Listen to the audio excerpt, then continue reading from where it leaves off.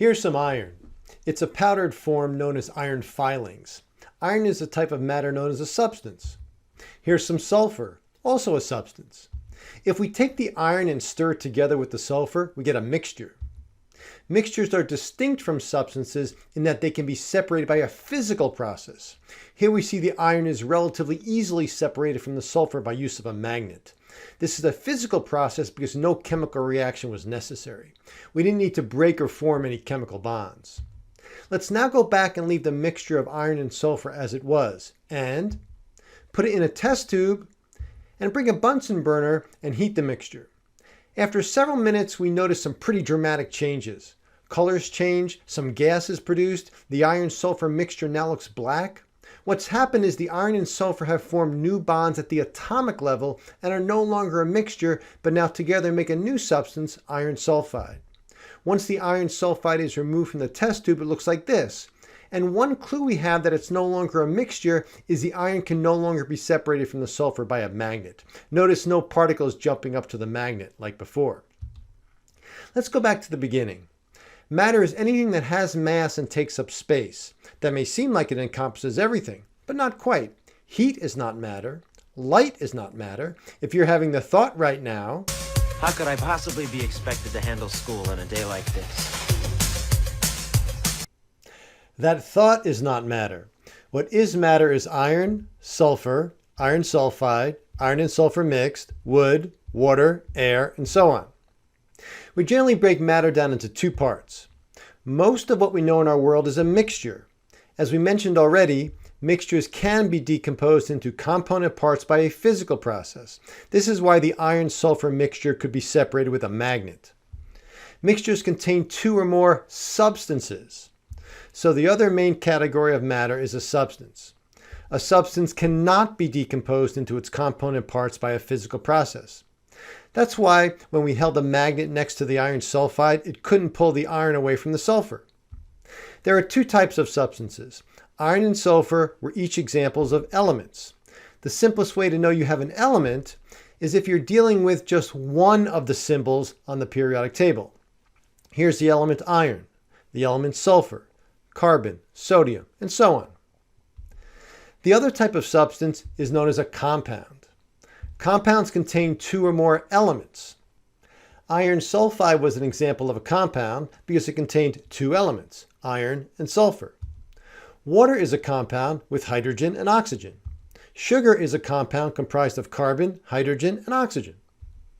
See if you can identify which of the following are elements and which are compounds. Stop the video now, write down your answers, and only then restart the video to check yourself after you've tried them all. Okay, iron is an element. Sulfur is an element. S8 is still just sulfur. It has 8 sulfur atoms per molecule, but it's still just sulfur. FeS, iron sulfide, is a compound because it contains two elements, iron and sulfur. CaBr2, calcium bromide, is a compound which also contains two elements, calcium and bromine. Pb is an element. Here is Pb, the element lead. Even though the symbol for lead has two letters, P and B, you know it's only an element because the second letter is lowercase. Rubidium phosphate is a compound that contains three elements, rubidium, phosphorus, and oxygen. CO, carbon monoxide, is a compound that contains carbon and oxygen. Here's carbon, here's oxygen. Now don't confuse that with cobalt. Notice the second O for cobalt is lowercase. So this last CO is the element cobalt. Let's continue our flow chart now. Just as there are two types of substances, elements and compounds, we have two types of mixtures, homogeneous and heterogeneous. Perhaps you know that the milk you drink is known as homogenized because the fat doesn't separate out. Homogenized milk has the same composition throughout. The prefix homo means same. Thus, a homogeneous mixture is where the components of the mixture are uniformly distributed, i.e. they have the same composition throughout. No matter where you look at the mixture, it looks the same. This diagram represents a homogeneous mixture of triangles and circles because no matter where you look, the pattern is the same. Notice that homogeneous does not mean that you have the same amounts of each substance. In this diagram, you can clearly see there are more circles than triangles. And as you might guess, heterogeneous mixtures are where the components of the mixture are not uniformly distributed, as demonstrated in the diagram you see here. Now, identify each of the following as an element, compound, homogeneous mixture, or heterogeneous mixture. Stop the video now and consider all of them, A through J. Remember, only restart the video after you've tried all of them. All right. Iron mixed with sulfur is a heterogeneous mixture. When mixing two or more solids, it's virtually impossible to have them mixed homogeneously. One exception to this is alloys. They are made by first melting the solids, then mixing them as liquids, then re-solidifying them. Salt dissolved in water is a homogeneous mixture. Whenever something dissolves in something else, if it's truly dissolved, then the mixture is homogeneous and is also called a solution. If some solid remains undissolved, however, then it would be heterogeneous because you'd have some solid salt settling to the bottom, but none on the top. Sodium chloride itself is a compound containing two elements, sodium and chlorine. Sodium is an element. Air is a homogeneous mixture. Now don't feel bad if you didn't get that one on the first try. You should know that air is composed of nitrogen, N2, and oxygen, O2, and smaller amounts of many other gases. Usually when two or more gases are mixed, the mixture is homogeneous. O2 is an element. O3 is also an element. It's still the element oxygen. It's the form of oxygen we call ozone, but it's still the element oxygen. FeS is a compound because it contains two elements.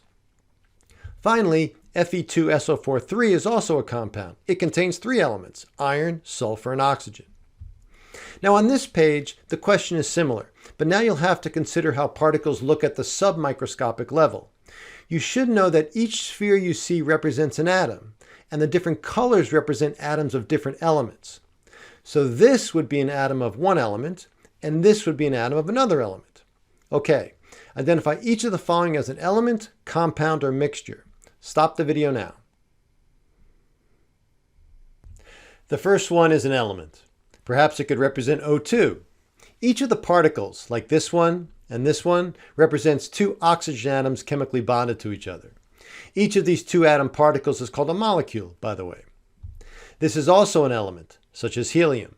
In this case, each particle is just an individual atom. Number C is a mixture. Recall, mixtures contain two or more substances. So this might contain the substance helium and the substance neon, both of which happen to be elements. Letter D is also a mixture of two substances. In this case, the mixture is of a compound, perhaps carbon monoxide, and an element, perhaps O2. Finally, this last one is a compound. Each molecule has the same composition, unlike the previous example in D. Well, that's it for elements, compounds, and mixtures. Thanks for listening, and see you next time.